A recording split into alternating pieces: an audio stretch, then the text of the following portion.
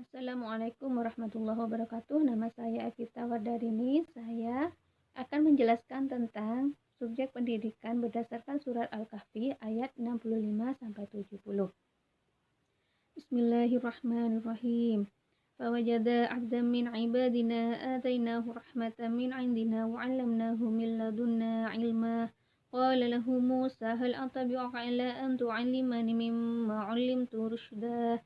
Qala innaka lan tastati'a ma'iya sabra wa kaifa tasbiru 'ala ma lam tuhit bihi khubra.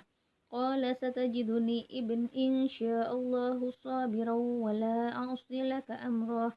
Qala fa in ittaba'tani fala tas'alni an syai'in hatta uhditsa laka minhu dzikra. Yang artinya, lalu mereka bertemu dengan seorang hamba di antara hamba-hamba kami yang telah kami berikan kepadanya rahmat dari sisi kami dan yang telah kami ajarkan kepadanya ilmu dari sisi kami. Musa berkata kepada Khidir, "Bolehkah aku mengikutimu supaya kamu mengajarkan kepadaku ilmu yang benar di antara ilmu-ilmu yang telah diajarkan kepadamu?" Dia menjawab, "Sesungguhnya kamu sekali-kali tidak akan sanggup sabar bersamaku. Dan bagaimana kamu dapat sabar atas sesuatu yang kamu belum mempunyai pengetahuan yang cukup tentang hal itu?" Musa berkata, "Insya Allah, kamu akan mendapati aku sebagai seorang yang sabar dan aku tidak akan menentangmu dalam sesuatu urusan pun." Dia berkata, "Jika kamu mengikutiku, maka janganlah kamu menanyakan kepadaku tentang suatu apapun sampai aku sendiri menerangkannya kepadamu."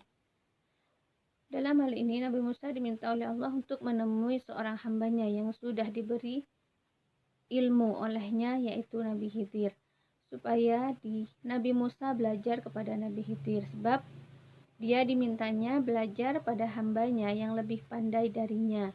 Dalam ayat ini dinyatakan, kami telah memberikannya rahmat dari sisi kami, dan kami mengajarinya ilmu dari sisi kami.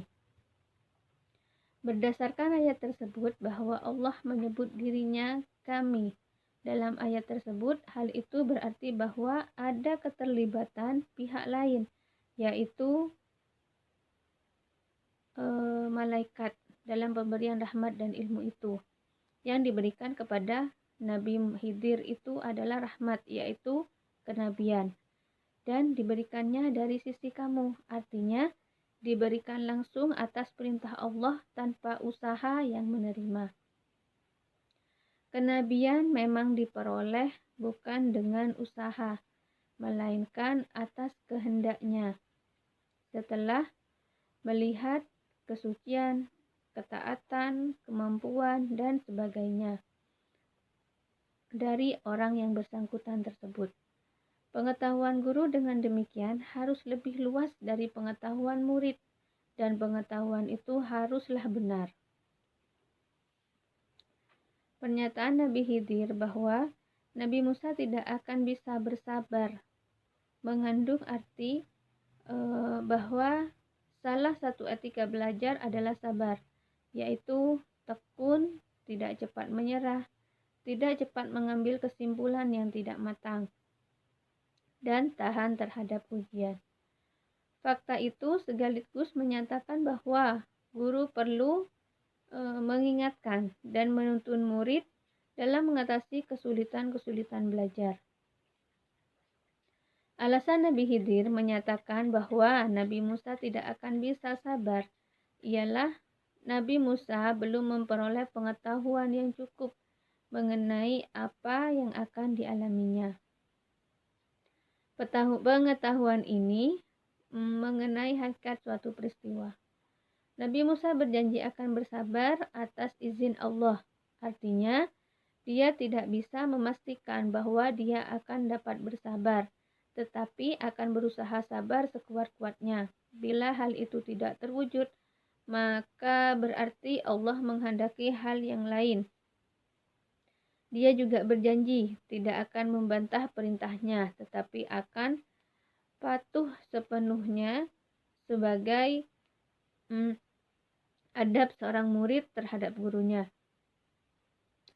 Nabi Musa dilarang bertanya sebelum Nabi Khidir selesai menjelaskan.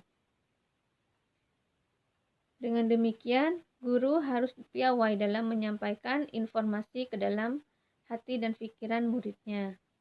Nabi Musa menerima syarat itu. Dengan demikian, pendidikan itu harus berhasil menciptakan manusia yang baik dan bersih. Nilai-nilai pendidikan yang terkandung dalam surat Al-Kahfi.